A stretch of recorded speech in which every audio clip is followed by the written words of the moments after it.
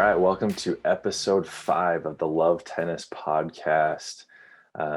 Sorry, it's been a couple of weeks. Excited to be back and share a couple of things that I've been thinking about, in particular, as I've been watching the Australian Open. I hope you've all been able to watch some. And today we're actually going to specifically talk about doubles. And I hope you're taking the time not just to watch the singles matches, but to watch doubles at the Australian Open, because there have been some great matches, great points, great rallies, and doubles is an exciting part of the game of tennis. So I hope you've been taking some time over on that side of it too. One thing that I've been thinking about that I want to share a little bit today is the different formations that the serving team will use while or throughout the course of a match. Okay. Too often we just default to typically just the standard formation of, if the server is serving from the deuce court, then the return or the server's partner is standing in the center of the service box on the ad court, right? They're standing, opposite sides, and that's fine. That's standard formation for a reason, right? Like it cuts, it's the least risk involved. Um, because the server then has time to cover the cross court shot, and the returner is able to cut off everything that's going down the line, right? There's a reason that that's the standard formation in doubles tennis. However, there are a couple of other formations that are commonly used. You'll see them periodically on the pro tour, and they can have quite the advantage at the high school level as well, and really at any level that you're playing or coaching. Um, and so hopefully this gives you some things to think about, and some opportunities to think of when might be effective to try these different formations. Okay. So standard formation, we talked a little bit already about, it's the least risk involved. Um, Generally most teams are going to play the majority of their points out of standard formation. Again, that's the server is on the whatever side they're serving from, be it deuce or ad, and then the server's partner is just in the service box on the opposite side. Right. So if you're serving from deuce, server's partner is um, in the ad court in the service box, and if you're serving from ad, your partner is in the deuce court in the service box. Um, okay, just a couple of things that I'm going to note on standard formation. One, you don't need to hug the alley too much, right? Like you don't need to. I'll talk about this some other time, because this is something that I get a little passionate about. So few balls get returned perfectly to that alley. Okay, it's so few times that you get burned that way. Position yourself more in the center of the service box, um, and just be prepared for anything. Right, you should be able to cut off most angles from there if you're the server's partner. Number two is that server's partner needs to stay active at the net. Okay, you don't have to poach every single time. You don't have to run across, try and pick off that cross court volley every single time. But you do need to do it sometimes. Okay, and when you don't do it, you need to move. You need to be active on your feet. Give a little fake sometimes, like you're gonna poach, but then stay home, or fake like you're gonna stay and then go slightly delayed, if you think you can time that right. All right, so stay active up there. Stay active at the net. The second one is the server actually needs to stay pretty active as well. Far too often at the high school level, I see players who are more comfortable serving from more of a traditional singles spot, closer to that center tick mark, hit their serve, and then they just stand there and they get burned by a cross court return that they can't reach at that point. Okay. Again, some other time I'm going to talk about the serve and volley and how that needs to be more prevalent in all levels of doubles tennis. But even if you're not going to serve and volley, you do need to make sure you cover the angles, right? So if your partner's going to stay, okay, you need to slide over, make sure you're positioned to cut off a cross court return. make sure that return doesn't get by you. If your partner's going to go, you got to go quick. Like if they're going to poach across, you got to move across quick yourself. Okay, so both players, both partners need to stay active right after that serve. Right, we're not reacting to the ball as it comes across. We make a move. We're active. We're ready for it, and then we can react to the return that's coming back. Okay, so there's standard formation. Next, the next most common that you'll see the pros using is the I formation, and that's where the server's partner is lined up pretty close to or right on top of the center service line, and they are crouched down underneath the height of the net so that the server can get the ball over the top of them and hit the ball in play. And then after that ball passes by them, they pop up and they make their move one direction or the other. Okay, this one, it's a little riskier, right? Like you can see how this would be a little riskier. You're leaving the line exposed. Um, so when should you use it, and why should you use it? Uh, just, let's start with when. Okay, if you're getting beat by cross court returns constantly, or if you are getting beat just by the return because it's so unpredictable to you, because whoever you're playing is able to pinpoint their spots and pick their spots and pick you apart a little bit, you might try I formation to make it so that it's them that has to guess. It's the returner that has to guess now. Okay, you're putting that burden on them.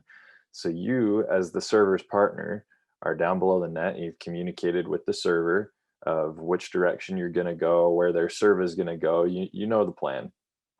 So you're down below the height of the net. You're at the center service line. You pop up and you make your move one direction or the other. Okay, if you're poaching and moving across, like it's one step in whatever direction. Okay, if you're staying, you got to go cover the line now. You might have to take a couple of steps, but you're making it so that the returner now has to guess what you're gonna do and where you're gonna move, and you're gonna get some weaker returns as a result. So that's your goal. And again, a key here is communication with your partner, right? You need to know where the serve is going and which direction you're going to move when you're at the net, so that you're both on the same page, and the server can then cover whichever direction you're not going. Okay, but hopefully when you use I formation, that puts enough of the burden on the returner that they struggle a little bit to predict now where they need to go with the return. And you're going to win a lot of free points because they're going to guess wrong. And even when they guess right, you're now putting yourself in a position, just like standard formation, where you got things covered. Okay. Um, the whichever direction the server's partner moves at the net, uh, they've got that angle covered, and the server moves to cover everything else. Okay. You're going to have time. You're going to have time to cover that return, but you're going to cause some panic sometimes in some returners, especially at the junior and high school level, where the return game isn't always as strong. Okay, you're going to get a lot of free points just because now they're guessing and they can't just settle into a routine. You're making them guess, and you're going to win a lot of free points that way.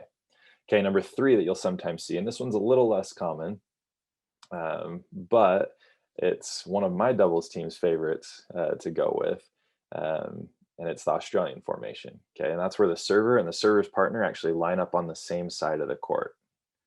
So if you're the server and you're serving from the deuce court, your partner is pretty much directly in front of you, also on the deuce court, just in the service box. Okay, and this does a similar, accomplishes a similar thing um, as the I formation, but the goal is a little bit different. Okay, in this case, we're not so much worried about unpredictability. Sometimes we are, because we are going to poach occasionally. We're going to fake poach occasionally, and we're going to be active, just like we talked about with standard formation. All those things still apply. You still need to be active. You still need to make sure you're moving, and you still need to make sure you're ready. But if your opponents are hitting hard cross court returns consistently that are beating you cross court, If you move into Australian formation, you're now taking away that cross court return. If you sit there, your partner slides across to cover down the line, the server slides across to cover down the line, then you at the net are positioned to cut off the cross court return and hit a volley. And a lot of times you can redirect that volley at the returner's partner and jam them and win a free point pretty quickly. Or if they try and go down the line, now they're hitting over the highest part of the net. They can't hit it as far or it's going to go out. And it's a much tougher task to redirect a solid serve down the line than it is to send it straight back the other direction cross court. Okay, so you're going to win a lot of points just off the return because you're taking away the primary and the easiest return that is most frequently hit in doubles tennis. Um, so there's kind of the reason why. Another reason that you might try this instead of I formation. I know I've had players who have knee issues, and I formation is just uncomfortable for them, but they want to shake something up, and so moving to Australian formation is a good option. Okay, so if you want to just cut off the cross court return, or if you want to cause some unpredictability and make your opponents think a little bit or see something that they're just not used to, you can move over into Australian formation and take advantage of that and give them a different look. As an added bonus, when you do this in high school tennis, you're going to play against people who've never seen it before, and they're going to be confused. And it's kind of entertaining sometimes to listen to them and say, "You're actually in the wrong spot," and you get to say, "Nope, I'm right here where I want to be." It's fun, but don't just do it for the fun factor. Okay, make sure you're deliberate with your choice of why you're choosing to use which formation. Okay, when you're in Australian formation, another note too, when you're in Australian formation, sometimes, and a lot of it's going to be dictated by the returner and who you're playing against, but sometimes it's actually easier for a left-handed player to be in Australian formation in the deuce court, because if they decide to poach across, they're giving themselves a forehand volley. They'll have a little more reach if they have to go cover down the line. Okay, and then vice versa for a right-handed player, Australian formation is a little bit easier to run out of the ad court. So again, you're running, if you have to run across and cover the line, you're giving yourself a forehand volley, a little more reach, a little more control for most players. Um, so keep that in mind. But again, a lot of it's going to be dictated on the return. Um, if the returner, if one returner has a really strong cross court return but can't hit that down the line return to save their life, that's when you might want to run Australian against them. But maybe the partner is the opposite, and you might want to stay standard or I formation against them. Show variety. Come together between points. Talk about which formation you're going to use. Talk about where the serve is going to be hit, and talk about how the server's partner is going to move at the net. Are they staying home? Are they moving across? Make sure you're on the same page, and you can do that with hand signals. You can do that with pre-point communication, and you should do that regardless of which formation. If you're standard, I, or Aussie, all three formations you should be coming together beforehand to determine, to just make a game plan, to make sure you're on the same page, you have a plan, you're running a play, and you're doing something that's going to give you an advantage in the point, instead of just being reactive to what the returner gives you. Okay, as a server, you should be in control, especially in doubles. You can run different formations, different plays, and you can take control pretty quickly. So if you do these, if you show some variety, you're going to win a lot more points. Okay, watch the pros, watch how they do it, watch how they move, watch when they use different formations, and how they move out of it, and where they hit their serves when they're in those different formations. And you're going to learn a lot. I hope this has been beneficial. I hope this is something that helps you in your doubles game. It's something that I feel strongly about. I feel strongly that in high school tennis, we're far too reactive and far too unwilling to try something a little riskier and a little different. But I promise you're going to get out there, you're going to try it, and it's actually not as scary as you'd think it is. Okay, it is not as hard to run these formations, run these different formations as you might think it is. And you're going to be pleasantly surprised when you start winning a lot of points and winning a lot more doubles matches when you do it. So good luck. Let me know how it goes.